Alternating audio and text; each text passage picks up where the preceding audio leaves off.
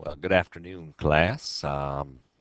We are in section 7.3, which is solving systems using elimination. So we've done two methods already. We've done solved a system by graphing, looking where two lines intersect.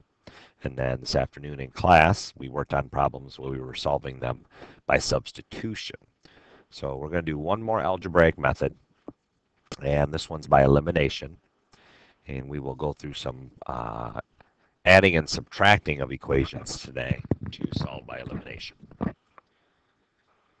So here is an example of two equations written in standard form. Now, if you remember yesterday, or today when we were working on the problems, we wanted the equations to be in y equals mx plus b.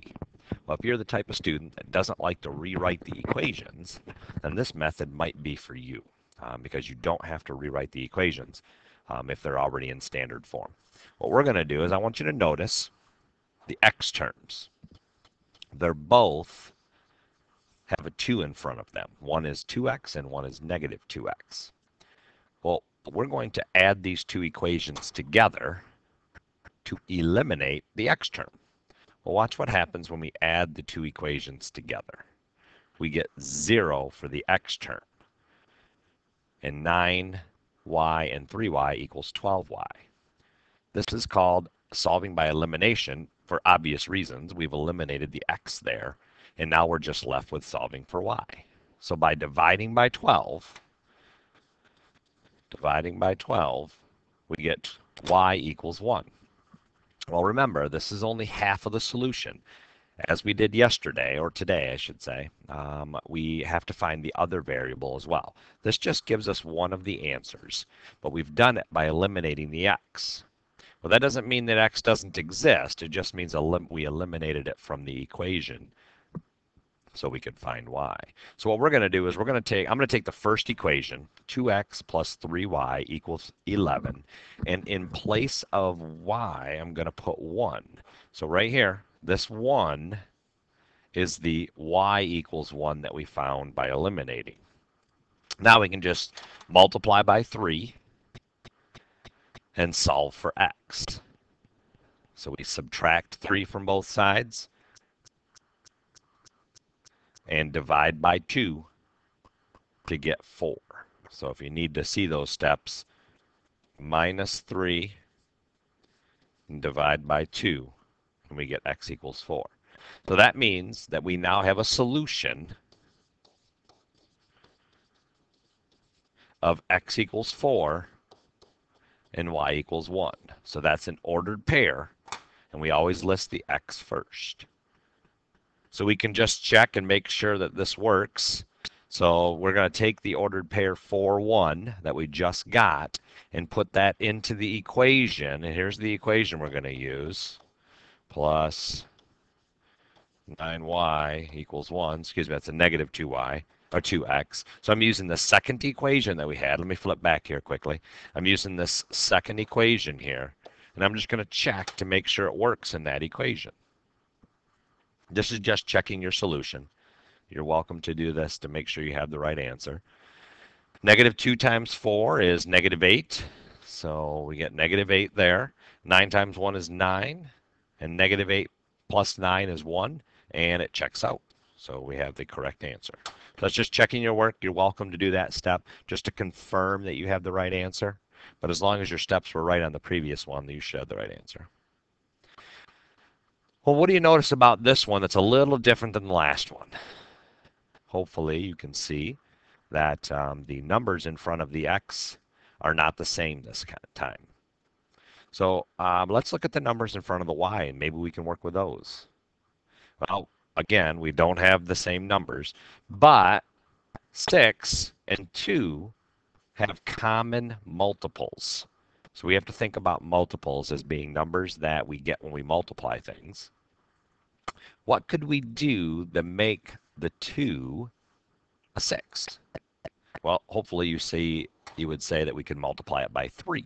Well, that's what we're going to do for this one. We're going to manipulate this one. We're going to change the number a little bit so that we can get Sorry, I'm moving the screen around there a little bit. Let me show you what we're going to do here. This is kind of a big process, so I'm going to let you absorb this for a second. Okay. We're going to take the second equation here, this equation right here, and multiply the whole equation by 3. Now, as long as we multiply everything by 3, we're legal. So you'll notice that we're going to multiply the negative 14 here by 3 as well, and the 5 and the 2 by 3. So you're multiplying both sides by 3. We're going to keep everything equal, and we're not going to change anything. We're just changing the look of it. It's like putting a hat on. You're just changing the look of something. You're not going to change the equation. So notice 3 times negative 5 is going to give us negative 15. We'll keep the x there. 3 times 2 is 6. We're keeping the minus and the y. And then we end up with negative 42 when we multiply 3 times negative 14. Now we have something similar we had on the previous problem, except for the y's now have the numbers being opposites of each other. We have positive 6y and negative 6y. Now we can eliminate that y term and be left with just x's. So we're just going to add these two equations up.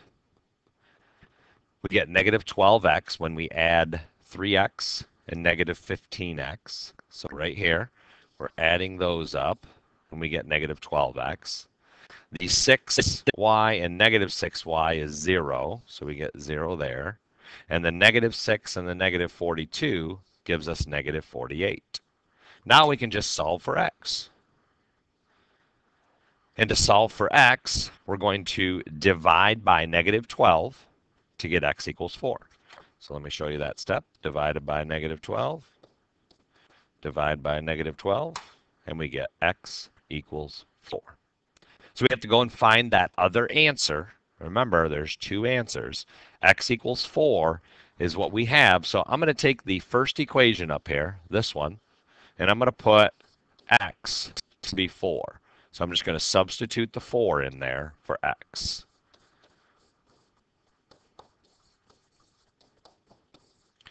And by multiplying by 3 here, we get 12. And I'm going to have to slide down below my line here. So subtract 12 from both sides, and we get 6y equals negative 18. And then divide by 6 to get y equals negative 3. So we now have a solution for negative 3. So that's how you solve a system, by multiplying the equations to get a solution. So what I'm going to do is give you the steps. Why don't you go ahead and write these key concepts down here.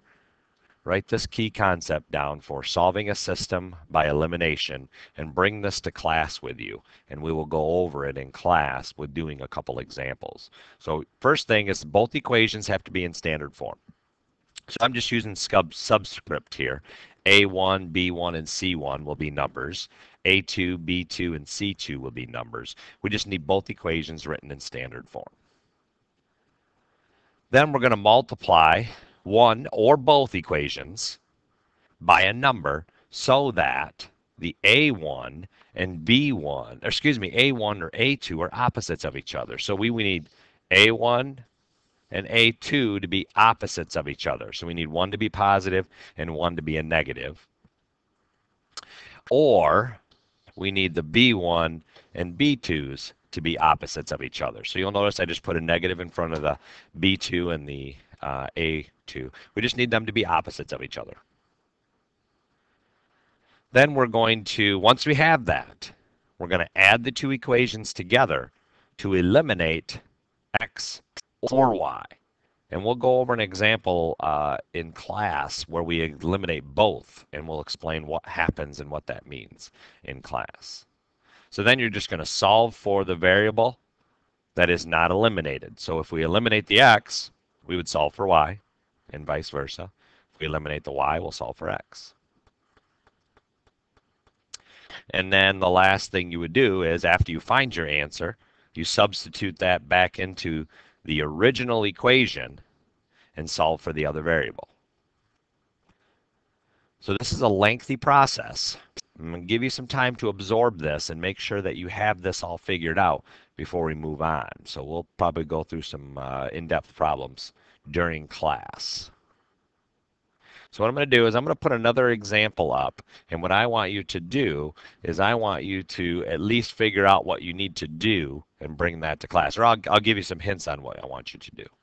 So here is the example, and this one's going to be a tricky one because we're going to have to multiply both equations by a number so that we can eliminate a variable. So in this case, we have 3x plus 5y equals 10 and 5x plus 7y equals 10. Well, this is an example where neither the x's or the y's have common multiples. Now that just means, well, we have common multiples, but one of the numbers is not the common multiple. So I'm going to give you a hint here, and I want you to come to class with what the result will be. What would happen if I multiplied this by 5 and this equation by negative 3? And I want you to bring that to class with what the two equations would be if I multiplied the first equation by 5 and the second equation by negative 3. So all I'm doing is, and hopefully you can see how I came up with those numbers.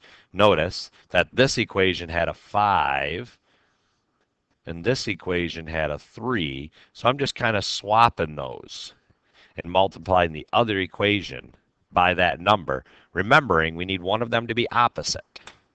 So go ahead and multiply those equations out and bring that to class, and that'll be the first thing we solve in class. If you happen to have any questions on the homework quiz, make sure you write those down, and after we've gone over this problem in class, we'll answer those questions. We'll see you in class.